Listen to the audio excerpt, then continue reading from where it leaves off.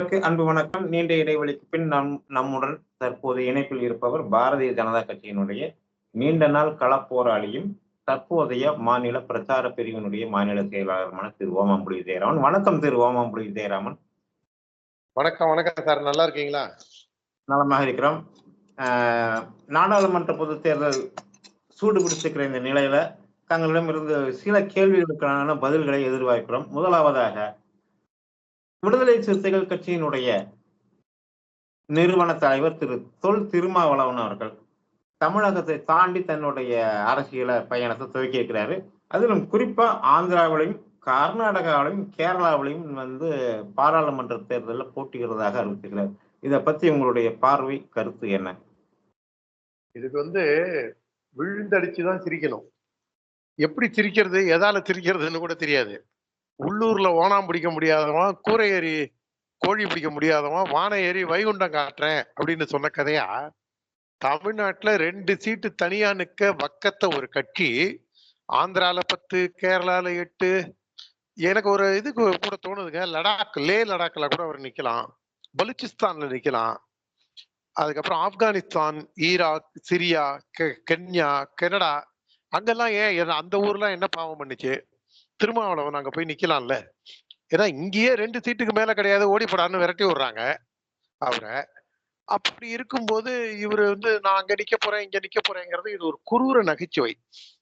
அதோட இல்லாம இங்க எழுச்சி தமிழர் அப்படின்னு சொல்றத மலையாளத்துல என்ன சொல்லுவாங்க? என் நண்பர் ஒருத்தர் கூட கார்த்தால ஒரு சோசியல் மீடியால பதிவு போட்டிருந்தாரு. அத மனசுல வச்சுட்டு தான் கேக்குறேன். அப்ப அங்க எழுச்சி சேட்டன் அப்படிம்பாங்கன்னு நினைக்கிறேன். கன்னடத்துல அதுக்கு ஏதோ ஒரு நம்மளுக்கு புரியாத ஒரு இதுல சொல்லுவாங்க. ஆனா கண்டிப்பா அவரை தெலுங்குல திம்மாவலு அப்படின்னு தான் சொல்ல போறாங்க. அதனால ஒரு கேலி கூத்து, அவருக்கு ஏதோ பொழுது போகணும்னு சொல்லி பேசுறாரு, மீடியா அட்டென்ஷனுக்காக பேசுறாரு. முன்னாடி தமிழ்நாட்டுல அவரு தனியா நின்னு ஏதாவது ஒரு தொகுதி ஜெயிக்கிறாரான்னு பாருங்க முதல்ல. அதுக்கப்புறம் இந்த காமெடியை பத்தி பேசலாம் நம்ம. அவரு கட்சியில இருந்து அந்த ஜாஃபர் சாதிக்கோட தம்பி ஒரு கட்சியில தானே, அதுல அந்த நீக்கிடுவாரு. கண்டிப்பா நீக்கிட்டு தான் மறுவேலை பார்ப்பாரு. அவங்க அந்த விஷயங்கள் எல்லாம் திசை திருப்பறதுக்காக இப்ப பாருங்களேன், அந்த கட்சியில விடுதலை சிறுத்தையில இருந்த ஜாஃபர் சாதிக் தம்பி, அவனும் தானே போதைப் பொருள் கடத்தினான். அந்த ஆளு இப்ப பிடிச்சிட்டாங்களா இல்லையா? எத்தனை கிலோ போதைப் பொருள் கடத்தினான்? அவன் திருமாவளவனுக்கு எவ்வளவு பணம் கொடுத்தான்? வன்னி அரசு எவ்வளவு நாள் அவருக்கு அடியாளா செயல்படுறாரு? ஆளூர் ஷானவாஸ் அவருக்கு எந்த விதத்துல உதவியா இருந்தாரு? இந்த மாதிரி கேள்விகள்லாம் விட்டுட்டு நாம இப்ப பாத்தீங்களா, நம்ம கர்நாடகால, கேரளால, ஆந்திரால போட்டி போட போறாருன்னு பேசுறோம் பாத்தீங்களா? டைவர்ட் பண்றாரு, அவ்வளவுதான். அந்த டைவர்ஷனுக்கு நாம பலியாக வேண்டாம்.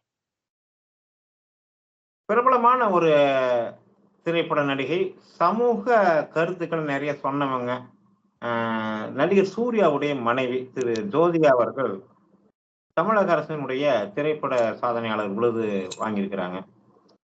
எப்படி பாக்குறீங்க? அதாவது அதுவும் இந்த தமிழ் சினிமா விருதெல்லாம் இருக்கு பாத்தீங்களா?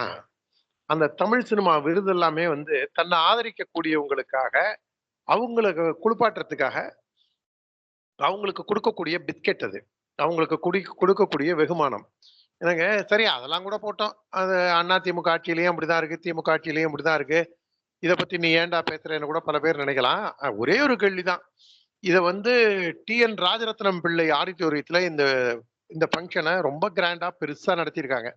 நான் கூட பார்த்தேன் அந்த வீடியோவை. பேட்டி எல்லாம் வேற கொடுக்குறாங்க.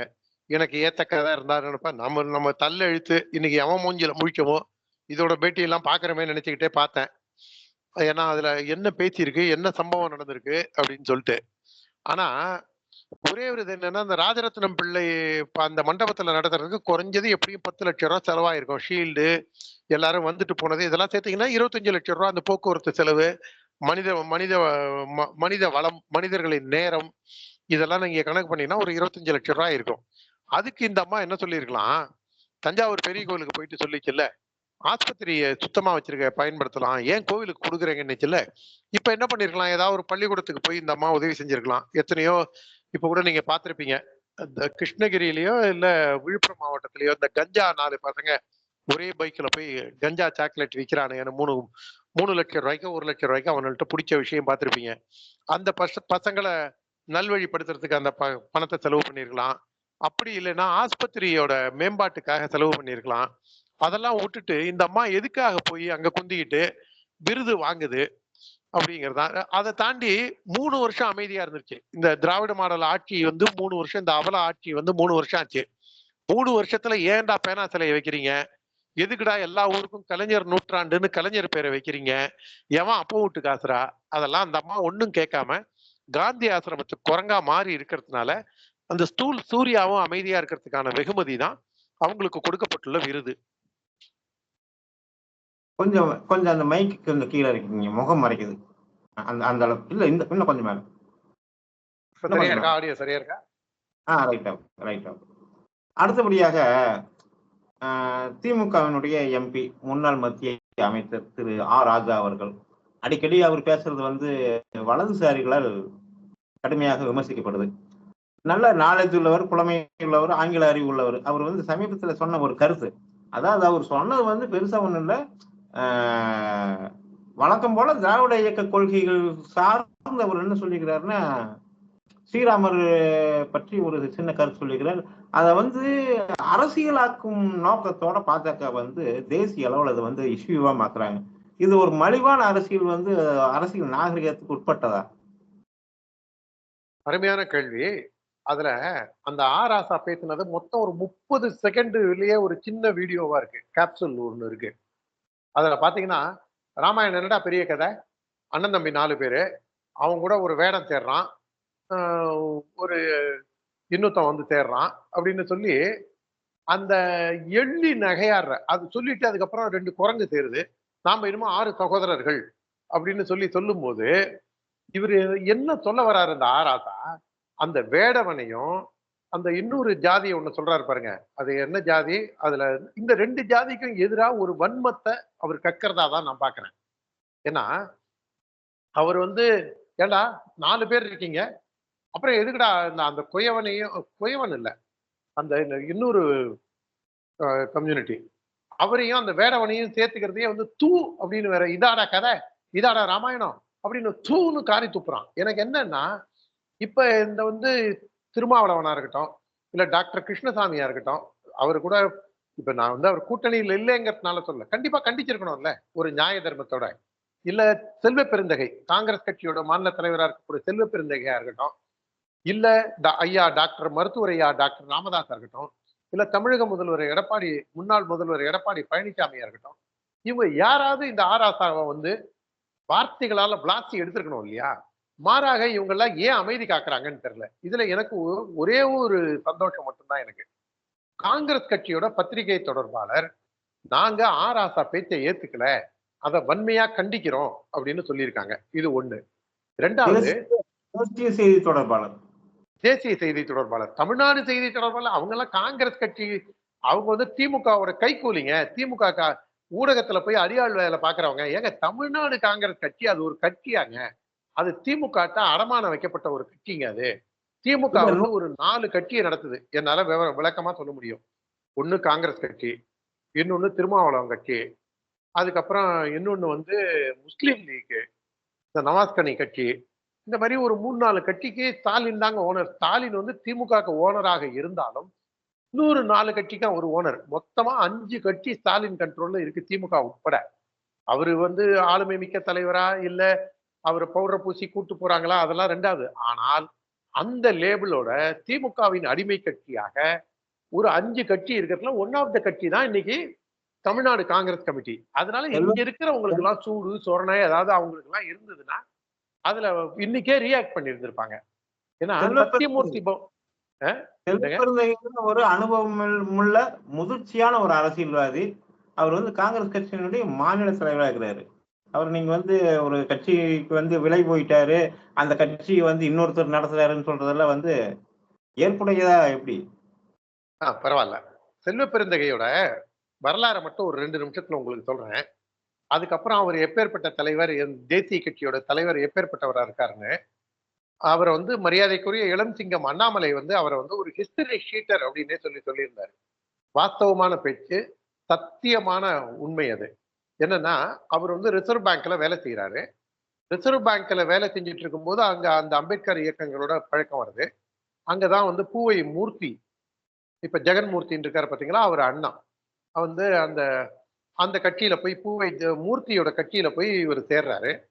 அந்த கட்சியில இருந்து வெளில வந்து டாக்டர் கிருஷ்ணசாமி, நம்மளுடைய மரியாதைக்குரிய டாக்டர் கிருஷ்ணசாமி கட்சியில போய் இவர் சேர்றாரு. கிருஷ்ணசாமியோட ஒரு 2, 3 வருஷத்துல ஏதோ கருத்து வேறுபாடு வருது. அப்புறம் கிருஷ்ணசாமி ஆழ்வார்பேட்டையில இருந்த ஆபீஸ பூந்து அடிச்சு உடைச்சு நொறுக்கிறாரு. கிருஷ்ணசாமியும் கொலைவெறி தாக்குதல் நடத்துறதுக்கு, கிருஷ்ணசாமி மேலையும் கொலைவெறி தாக்குதல் நடத்துவதற்கு இந்த செல்வம் முயற்சி செய்யறாரு. அதுக்கப்புறம் அவர் என்ன பண்றாரு, அங்கேருந்து வெளியில வந்து விடுதலை சிறுத்தையில போய் சேர்றாரு. கற்றாரே கற்றாரே காமுருவங்கிற மாதிரி ஒரு கட்ட பஞ்சாயத்துக்காரரு இன்னொரு கட்ட பஞ்சாயத்துக்காரரோட இந்த செல்வ பெருந்தகையை கட்சியில சேர்த்துக்கிட்டு அவருக்கு ஒரு சட்டமன்ற தொகுதியும் ஒதுக்கி அவர் சட்டமன்ற உறுப்பினராகவும் ஆகிறாரு. அதுக்கப்புறம் திருமாவளவனுக்கு இவருக்கும் என்ன தகராறு, வாக்கியா வரப்பு தகராறா, பங்கு பிரிக்கிறது தகராறா? ஏன்னா அரசியல் ரீதியா அவங்களுக்கு ஒண்ணு சித்தாந்த கோட்பாடுகள்லாம் அதுல ஒண்ணும் பெரிய உங்களுக்குள்ள வேறுபாடு இல்ல. ஒரே ஒரு மேட்ரு, என்ன பிரிச்சுக்கிறது, எப்படி பிரிச்சுக்கிறது, பவரை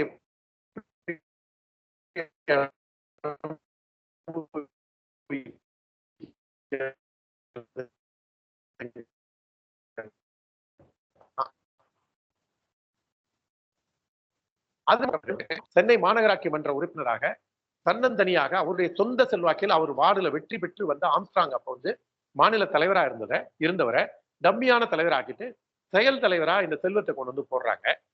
அதனால ஆம்ஸ்ட்ராங் வேலையை குறைச்சிக்கிறாரு. ஏன்னா ஆம்ஸ்ட்ராங் வந்து எனக்கு நெருக்கமான ஒரு நண்பர் உட்பட, ஒரு அண்ணன் உட்பட பல்வேறு ஆளுமைகளை கொண்டு அந்த நேரத்துல தான் பகுஜன் சமாஜ்ல இணைச்சிருந்தாரு. அப்ப கொண்டு போய் இந்த செல்வத்தை கொண்டு போய் நுழைச்சு அவங்க தலைவர் ஆக்கின காரணத்தினால ஆம்ஸ்ட்ராங் ஆஃப் ஆயிட்டாரு.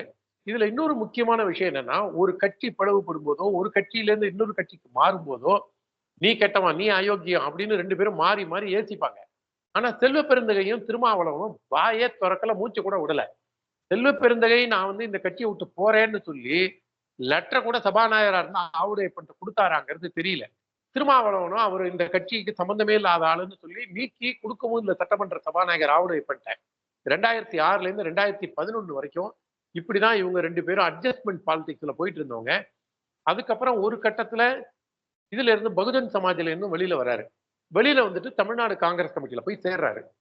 தமிழ்நாடு காங்கிரஸ் கமிட்டியில சேர்ந்து அதுக்கு பட்டியலின பிரிவோட மாநில தலைவராகவும், சட்டமன்ற எதிர்கட்சி சட்டமன்ற காங்கிரஸ் கட்சி தலைவராகவும் இப்படிலாம் இருந்து இன்னைக்கு திமுகவோட ரெக்கமெண்டேஷன்ல, திமுகவோட நாமினேஷன்ல இவரு இன்னைக்கு வந்து மாநில தலைவராகவும் ஆயிருக்காரு. அதுல இன்னொரு முக்கியமான ஒரு விஷயம், இவர் குண்டர் சட்டத்தில் கைது செய்யப்பட்டவர். இந்த செல்வ பெருந்தகை ஒரு ஆடிட்டர் கொலை வழக்குல ஜெயில இருந்தவர். கிட்டத்தட்ட அது 75 கோடியா 150 கோடியாங்கிறது ஞாபகம் இல்ல. அந்த கொலை வழக்குல இவரை கைது செஞ்சிருந்தாங்க. நம்பர் 1. நம்பர் 2, ஏதோ ஒரு போராட்டத்துல இவர் திருமாவளவனோட இருந்த போதா, எப்ப இருந்த போதுன்னு தெரியாது எனக்கு. கொஞ்சம் ரெஃப்ரெஷ் பண்ணணும் என்னோட மைண்ட, கம்ப்யூட்டர் ரெஃப்ரெஷ் பண்ற மாதிரி.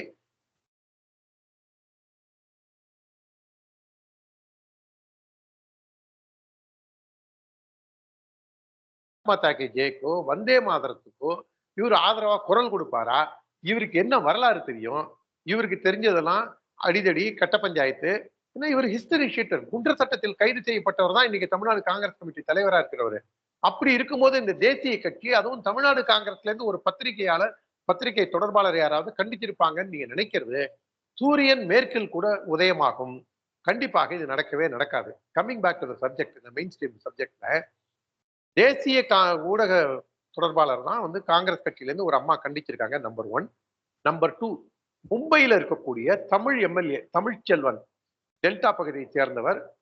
அவருடைய ஊர் வந்து புதுக்கோட்டைக்கும் தஞ்சாவூருக்கும் இடையில இருக்கக்கூடிய கரம்பக்குடி பகுதியை சேர்ந்த கேப்டன் தமிழ்ச்செல்வன், மும்பைக்கு அருகே உள்ள சியான் கோலிவாடா சட்டமன்ற தொகுதியிலிருந்து 2வது முறையாக மகாராஷ்டிர மாநில சட்டமன்றத்திற்கு தேர்ந்தெடுக்கப்பட்டுள்ள தமிழனான தமிழ்ச்செல்வன் அவர்கள் தலைமையிலே இந்த ஆபாச ராஜாவின் குடும்பாவியை கொளுத்தும் போராட்டம் இன்று நடைபெற்றது. பல்வேறு பத்திரிகைகளிலும் ஆன்லைன்ல வந்திருக்கு. இது 2வது. எல்லாத்திற்கும் உச்சமாக சிவசேனா, அதாவது காங்கிரஸ் தன்னுடைய பதவிக்காக வேலை போனார் பார்த்தீங்களா, சரத்பவார் கட்சி கிட்டையும் காங்கிரஸ் கட்சியிலையும், அந்த சிவசேனாவோட தலைவராக முன்னாள் முதல்வர் இவர் இருக்காரு பாருங்க, உத்தவ் தாக்கரே.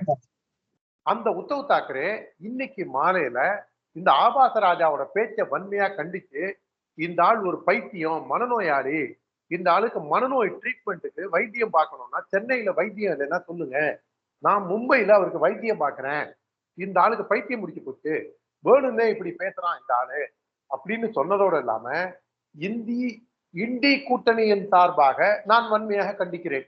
இண்டி கூட்டணியில ஒரு அங்கமாக இருக்கக்கூடியதான் திராவிட முன்னேற்ற கழகம். அந்த திராவிட முன்னேற்ற கழகத்தை சார்ந்தவரை திராவிட முன்னேற்ற கழகத்தின் முன்னணி தலைவர்களும் ஒருவரான இந்த ஆபாச ராஜாவை இண்டி கூட்டணியை சார்ந்த அதன் ஒரு முக்கியமான தலைவரே இந்த ஆளுக்கு ஒரு மனநோயாளி, பைத்தியம் முடிச்சு போச்சு, இவன் ஒரு பைத்தியக்கார பைய அப்படின்னு டைரக்டா இதே வார்த்தைகளை பயன்படுத்தி அவர் ஏசி இருக்கின்றார். அதனை நான் வரவேற்கின்றேன். தான் செய்த பாவங்களை கழிக்கும் ஒரு விதமாக உத்தவ் தாக்கரேயின் long way to go. Uddhav Thackeray வந்து தன்னுடைய ஹார்ட்கோர் ஐடியாலஜியில இருக்கணும்னா, தன்னுடைய ஆதார கொள்கையை விட்டு விலகாம இருக்கணும்னா இந்த மாதிரிதான் அவர் உண்மையாகவே செயல்பட வேண்டும். ஏன்னா அவங்க அப்பா பால் தாக்கரே அவரு அவரு எப்படி ஒரு ஒரு மிகப்பெரிய ஒரு இந்துத்துவ தலைவராக அடையாளம் காணப்பட்டாரோ, தமிழ்நாட்டில் எப்படி ராமகோபாலனோ அதே போன்று மகாராஷ்டிராவிலும் பாரத நாடு முழுவதும் மதிக்கப்பட்ட பால் தாக்கரே என் பையனுக்கு இன்றைக்கு தான் கொஞ்சம் சொரணை வந்து இந்த ஆபாச ராஜாக்கு பைத்தியம் முடிச்சு போச்சு, நான் மும்பையில கூட்டு போய் அவருக்கு வைத்தியம் பார்க்கணும், இதை நான் வன்மையாக கண்டிக்கிறேன், ஏற்றுக்கொள்ளவில்லை என்று இன்றைக்கு சொல்லியுள்ளார். நாளைக்கு இந்த விஷயம் எப்படி போகுதுன்னு பார்க்கணும். ஆனா நாளைக்கு இந்த விஷயம் எப்படி போகுதுன்னு பார்க்கணும்னு நான் ஏன் சொல்றேன்னா, பாண்டிச்சேரியில ஒரு சம்பவம், ஒரு சின்ன பொன் குழந்தைய கற்பழிக்கிறதுக்காக அட்டெம்ப்ட் ரேப்ல போய் கடைசியில அந்த சிறுமியும் மரணம் அடைந்து விடுகிறது. வன்மையாக கண்டிக்கத்தக்க செயல். அந்த இஷ்யூவை கொஞ்சம் கொஞ்சமா ரேக்கப் பண்ணி இந்த ஆபாச ராஜாவோட பேச்சை மறைக்கிறதுக்காக இந்த திராவிட மாடலுக்கு முட்டு கொடுக்கக்கூடிய திராவிட முன்னேற்ற கழகத்தின் முன்கள பணியாளர்களாக செயல்படக்கூடிய பத்திரிகையாளர்கள் என்ற போர்வையில் ஒளிந்து கொண்டு திமுகவிற்கும் அதன் சித்தாந்தத்திற்கும் அடியாள் வேலை பார்க்கக்கூடிய இந்த ஊடகவியலாளர்கள் இன்னைக்குல இருந்தே அதை கொஞ்சம் கொஞ்சமா ரேக்கப் பண்ண ஆரம்பிக்கிறாங்க. அந்த செயல் வன்மையாக கண்டிக்கத்தக்கது. 2 பேர் கைது செய்யப்பட்டு போஸ்கோ சட்டத்தில் கைது செய்யப்பட்டுள்ளார்கள். இன்னைக்கு இதுக்காக கூவுற இந்த பயலுங்க தஞ்சாவூர்ல லாவண்யான்னு ஒரு சின்ன பொன் குழந்தை 8ஆம் கிளாஸோ 10ஆம் கிளாஸோ படிக்கிற குழந்தை, அன்னைக்கு இவங்க எல்லாம் வாயை வந்து வாடகைக்கு விட்ட பயலுங்க இன்னைக்கு பாண்டிச்சேரிக்காக பேசுறாங்க. அவங்களுடைய நோக்கம் அந்த பெண் குழந்தைக்கு ஆதரவாக பேசுவது கிடையாது. அவர்களுடைய நோக்கம் இந்த ஆபாச ராஜாவையும் திமுகவையும் எப்படியாவது பாதுகாக்க வேண்டும் என்ற தன்னுடைய எஜமானர்களுக்கான யாரும் வந்து எஜமானனை யாரும் துன்புறுத்த கூடாதுங்கிறதுக்காக எப்படி வெறி நாய்களும் வேட்டை நாய்களும் செயல்படுமோ அதை போன்று இந்த தமிழக ஊடகங்கள் தன் வேலையை காண்பிக்க ஆரம்பிக்கின்றது. இந்த ஆராசா நீங்க சொல்றது வந்து ஆராசா பிரச்சனையை மறைக்கிறதுக்காகத்தான் இந்த புதுச்சேரி சிறுமி விஷயத்த ஊடகங்கள் பேசுதுங்கிற மாதிரி பொருள்படுறாங்க. ஏன்னா 2 பேர் கைது செய்யப்பட்டாங்க அந்த மேட்டர்ல.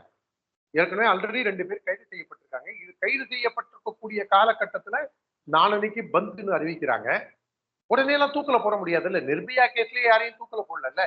இப்ப தஞ்சாவூர் லாவண்யா கேஸ்ல கைது செய்யப்பட்ட அந்த கன்னியாஸ்திரிய வந்து போய் விடுதலை செஞ்சு கூட்டு வந்தது திருச்சி கிழக்கு எம்எல்ஏ திமுகவின் உதயசூரியன் சின்னத்துல தேர்ந்தெடுக்கப்பட்டவர்.